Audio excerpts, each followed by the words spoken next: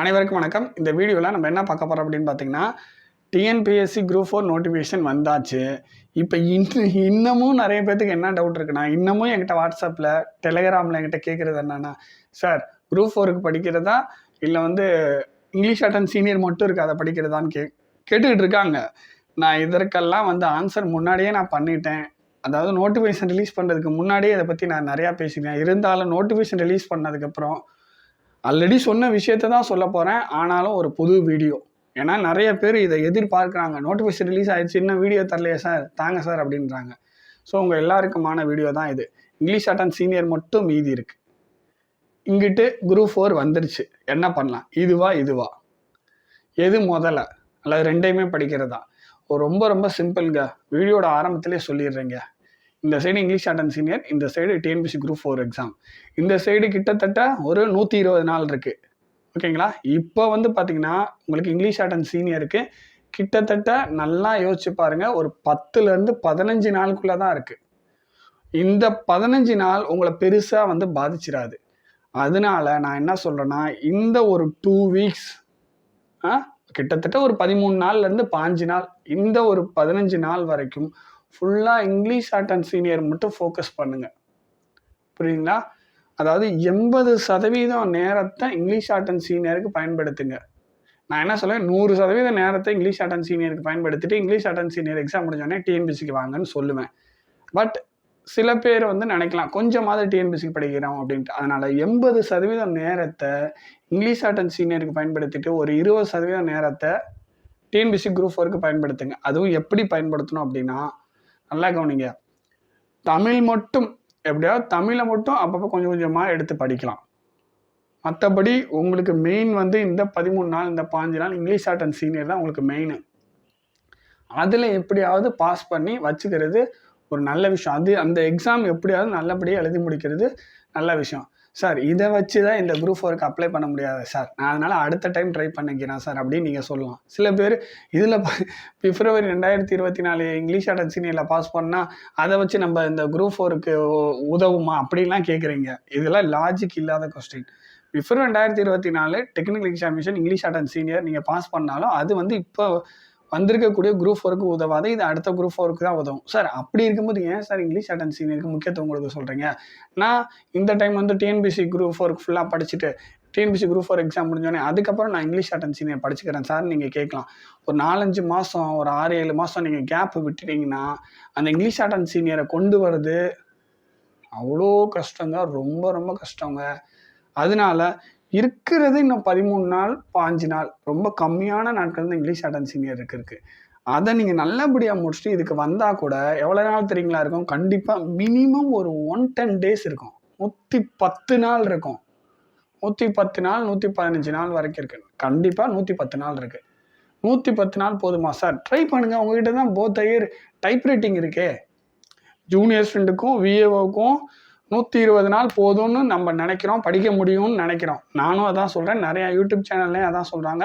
ஃப்ரெஷராக வரவங்களும் ஏன் 120 நாளில் படிக்க முடியாது, என்னால் படிக்க முடியும்னு சொல்கிறீங்க. சில எக்ஸ்பீரியன்ஸ் கேண்டிடேட் என்ன சொல்கிறீங்க, அதெல்லாம் பத்தாது, 1 வருஷம் 2 வருஷம் ஆகும்னு சொல்லுவீங்க. நான் என்ன சொல்கிறேன்னா 120 நாள் கண்டிப்பாக போதுமானது தான். ஜூனியர்ஸ் அண்ட் விஏஓக்கு ட்ரை பண்ணால் கண்டிப்பாக சக்ஸஸ் பண்ண முடியும். கரெக்டாக பிளான் பண்ண முடியும். புரியுதுங்களா? 110 நாள் உங்களுக்கு இருக்குது அப்படின்னா, ஸ்டெனோ இங்கிலீஷ் சீனியர் முடிச்சுட்டு அதுக்கப்புறம் உங்களுக்கு 110 நாள் இருக்குன்னா, நீங்கள் தான் டைப் ரைட்டிங் போத் இயர் வச்சுருக்கீங்களே, 110 நாள் போதுமானது. டைப்பிஸ்ட்டாக நீங்கள் போயிடலாம். ஜூனியர் ஸ்டூடெண்ட்டுக்கு விஏவுக்கும் ட்ரை பண்ணுங்கள், இல்லைன்னு சொல்ல. அந்த இதில் ஜஸ்ட் உங்களுக்கு மிஸ் ஆனால் ஒரு 1 or 2 கொஸ்டின்லையோ ஒரு 5 கொஸ்டின்லையோ உங்களுக்கு மிஸ் ஆச்சுன்னா டைப்பிங்கில் ஆட்டோமேட்டிக்காக நீங்கள் உள்ளே வந்துடுவீங்க. ஸோ டைப் ரைட்டிங்கிற ஒரு ஆயுதம் உங்கள் கையில் ஆல்ரெடி இருக்குது. அதனால் இங்கிலீஷ் அட்டன் சீனியரை தயவு செஞ்சு நல்லபடியாக பிளான் பண்ணி முடிச்சிருங்க. ஒரு 13 நாள் 15 நாள் அதை முடிச்சிருங்க. புரியுதுங்களா? அதுக்கப்புறம் டிஎன்பிஎஸ்சி குரூப் 4க்குள்ளே வாங்க. கண்டிப்பாக அதுக்கப்புறம் இருக்கக்கூடிய நாட்கள் ஒரு 110 டேஸ், அதாவது 110 நாட்கள் போதுமானது தான். டைப் ரைட்டிங்கில் ஈஸியாக நீங்கள் கிராக் பண்ணிடலாம். விஏஓ ஜூனியர்ஸ்ன்னு ட்ரை பண்ணலாம். மிஸ் ஆச்சுன்னா கவலையில் டைப் ரைட்டிங் போத் இயர் இருக்கனால டைப்பிஸ்ட்டாக நீங்கள் போயிடலாம். ஸோ அதனால் இங்கிலீஷ் அட்டன் சீனியரை முழு முயற்சியோடு பாஸ் பண்ணிடுங்க. அதை முடிச்சுட்டு நீங்கள் தூக்கி போட்டிங்கன்னா அதுக்கப்புறம் வரக்கூடிய எல்லா எக்ஸாமும் நீங்கள் ஃப்ரீயாக படிக்கலாம். ஒரு ரிலாக்ஸாக படிக்கலாம். குரூப் 2 இருக்கட்டும், குரூப் 4 இருக்கட்டும், குரூப் 1 இருக்கட்டும், இல்லை ஹைகோர்ட் எக்ஸாம் வரதா இருக்கட்டும், எந்த எக்ஸாமாக இருந்தாலும் அதுக்கப்புறம் நீங்கள் ஃப்ரீ ஆயிருவீங்க, ரிலாக்ஸ் ஆயிருவீங்க, படிக்கலாம். இல்லை அப்படின்னா என்ன ஆகும்னா, இங்கிலீஷ் ஆர்ட் அண்ட் சீனியர் ஒழுங்காக எக்ஸாம் பண்ணலன்னா வரக்கூடிய குரூப் 4 உங்களை மனசளவில் பாதிக்க வச்சிரும். இங்கிலீஷ் ஆர்ட் அண்ட் எக்ஸாம் ஒழுங்காக பண்ணாமல் விட்டுட்டோமே அப்படின்னு சொல்லிட்டு குரூப் 4ல் கவனம் மிஸ் ஆகிறதுக்கும் வாய்ப்பு இருக்குது. அதே மாதிரி அடுத்த முறை வந்து பார்த்தீங்கன்னா ஜூனில் உங்களுக்கு, அதாவது ஜூன் குரூப் 4 எக்ஸாமு. அப்படி இருக்கிறப்ப ஜூலை, ஆகஸ்ட் அடுத்த 1.5 மாதத்தில் திருப்பி இங்கிலீஷ் ஆர்ட் அண்ட் சீனியரில் வந்து நிற்பீங்க. அந்த 1.5 மாதத்தில் உங்களால் ப்ரிப்பேர் பண்ணி பாஸ் பண்ண முடியாது. அதுக்கப்புறம் உங்களுக்கு கொஞ்சம் கேப் ஆயிடுது. அது ரொம்ப அதை கஷ்டப்பட்டு கொண்டு வரணும். அங்கே கொண்டு வரீங்கன்னா அதுக்கப்புறம் பிஃபோர் 2025க்கு போயிடும். புரியுதுங்களா? உங்களுக்கு அடுத்தடுத்த மறுபடியும் குரூப் 2, குரூப் 1 இந்த எக்ஸாம்லாம் வரும். குரூப் 2ல் ஸ்டெனோ போஸ்ட்லாம் இருக்குல்ல. ஸோ உங்களுக்கு தான் மேலும் மேலும் ப்ரெஷர் வந்து அதிகரிச்சுட்டே போகும். அதனால் 2024 பிப்ரவரியோட English art and senior clear பண்ணிவிட்டு விட்டுருங்க. அதுக்கப்புறம் டிஎன்பிஎஸ்சி குரூப் 4 முழு முயற்சியோடு இறங்க. அட்லீஸ்ட் டைப்பிஸ்ட்லையாவது நம்ம போயிடலாம். புரியுதுங்களா? இதுதான் வந்து சொல்யூஷன். ஸோ இதையும் நீங்கள் உங்கள் கவனத்தில் எடுத்துக்கங்க. உங்களோட இங்கிலீஷ் ஆர்ட் அண்ட் சீனியர் யாரெல்லாம் உங்கள் ஃப்ரெண்ட்ஸ் எழுதுகிறாங்களோ அவங்களுக்கெல்லாம் இந்த விஷயத்த சொல்லுங்கள், அல்லது இந்த வீடியோ ஷேர் பண்ணிங்கன்னா அவங்களுக்கு ஏதோ ஒரு வகையில் உதவும்ல. உங்களுக்கு உதவலைன்னா கூட இன்னொருத்தர் நம்மளோட பேச்சை கேட்டு அது இங்கிலீஷ் ஆர்ட் அண்ட் சீனியர் முடிச்சுட்டு இந்த 1-10 டேஸில் டைப்பிஸ்டாக போகிறதுக்கும் வாய்ப்புகள் அதிகமாக இருக்குது. புரியுதுங்களா?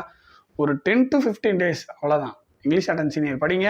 அதுக்கப்புறம் டிஎன்பிஎஸ்சி குரூப் 4க்கு வாங்க. அதுக்கப்புறம் இங்கிலீஷ் ஆர்ட் அண்ட் சீனியர் 2024 இந்த பிப்ரவரி எக்ஸாமில் பாஸ் பண்ணிட்டீங்கன்னா குரூப் 2 வரும் பார்த்தீங்களா? அந்த குரூப் 2ல் ஸ்டெனோ போஸ்ட் வரும்ல. ஸோ அதுவும் நீங்கள் எழுதலாம். நீங்கள் குரூப் 4 மட்டுமே மைண்டில் வச்சுட்டு இருக்காதீங்க. குரூப் 2ல் ஸ்டெனோ போஸ்ட் வருது. புரியுதுங்களா? செக்ரட்டரியேட்டில் ஸ்டெனோ போஸ்ட் இருக்குது. ஸோ அதுக்கும் நீங்கள் ட்ரை பண்ணலாம். அதை முதல்ல தெரிஞ்சுக்குங்க. அடுத்த குரூப் 2 எப்போ வரும்னா நீங்கள் கேட்காதீங்க. அது வந்து இந்த வருஷத்தோட எண்டுலையாவது வந்துடும்ல. புரியுதுங்களா? அதுக்கப்புறம் அந்த ஆகஸ்ட் 2024 டெக்னிக்கல் எக்ஸாம் முடிஞ்சு அதோட ரிசல்ட் வந்து அதுக்கப்புறம் அதோட ப்ரொவிஷனல் வந்து அதுக்கப்புறம் அதுக்கு அப்ளை பண்ண முடியாமல் போயிடுச்சுன்னா குரூப் 2க்கு. ஸோ எல்லாமே யோசிங்க. எல்லாமே யோசித்து நிதானமாக முடிவு பண்ணுங்கள். அது மட்டும் இல்லாமல் ஆகஸ்ட்டில் 2024 ஆகஸ்ட்டுக்குள்ளே இந்த குரூப் 4 முடிஞ்சு ஒரு 1.5 மாதம் தான் கேப் இருக்கும். அந்த 1.5 மாதத்துக்குள்ளே நீங்கள் ப்ரிப்பேர் பண்ணி English art and senior pass ஆகுறதுன்றது ரொம்ப கடினமாக மாறிடும். திருப்பி என்ன ஆகும்? பிப்ரவரி 2025க்கு போயிடுவீங்க. அதுக்குள்ளே கண்டிப்பாக குரூப் 2வோட கால்ஃபர் வந்துடும். ஸோ ரொம்ப கடினமாக மாறிடும். அதனால் இங்கிலீஷ் ஆர்ட் அண்ட் சீனியர் எவ்வளோ முக்கியன்றத யோசிச்சுக்கோங்க. நல்லா பாருங்கள், நம்ம வந்து குரூப் 4க்கான பேட்ச் இப்போ ரெகுலராக போட்டுட்ருக்கோம். நீங்கள் வந்து குரூப் 4 பேட்சில் சேருங்க அப்படின்னு சொல்லி என்னால் சொல்ல முடியும். ஆனால் அப்படி நான் பண்ண மாட்டேன். அப்படி ஒரு மோசமான காரியத்தை நான் பண்ண மாட்டேன். ஸ்டூடெண்ட்ஸோட லைஃப் ரொம்ப முக்கியம். புரியுதுங்களா? என் பேட்சில் வந்து சேருங்க கண்டிப்பாக அப்படி சொல்லவே மாட்டாங்க. இந்த விஷயத்தில் இங்கிலீஷ் ஆர்ட் அண்ட் சீனியர் மட்டும்தான் இருக்குது அப்படின்றப்ப ஒருத்தனோட லைஃப்பை வந்து கெடுக்கவே கூடாது. அவன் அதை முடிக்கிறதுக்கு தான் நம்ம வந்து அவனுக்கு மோட்டிவேட் பண்ணணுமே தவிர அதெல்லாம் வேணாம், ஒதுங்கிடு, அடுத்த டைம் பார்த்துக்க, என் பேட்சில் வந்து சேரு. இந்த மாதிரி பிஸ்னஸ் ரொம்ப ஆபத்தானது. இதை மட்டும் பண்ணவே கூடாது. ரொம்ப ரொம்ப ஒரு மோசமான விஷயம். அதனால இங்கிலீஷ் ஆர்ட் அண்ட் சீனியர் தயவு செஞ்சு முடிச்சிருங்க. அதுக்கப்புறம் டிஎன்பிஎஸ்சி குரூப் 4க்குள்ளே வாங்க. அதாவது English art and senior exam முடிச்சுட்டு டிஎன்பிஎஸ்சி குரூப் 4 எக்ஸாம் தயவு செஞ்சு அதுக்கப்புறம் படிக்க ஆரம்பிங்க. டைப்பிஸ்ட் ஒரு ஆப்ஷன் இருக்குது. போத் டயர் வச்சு உங்களால் போகவும் முடியும் அப்படின்றத சொல்லிக்கிறேன். தேங்க்யூ.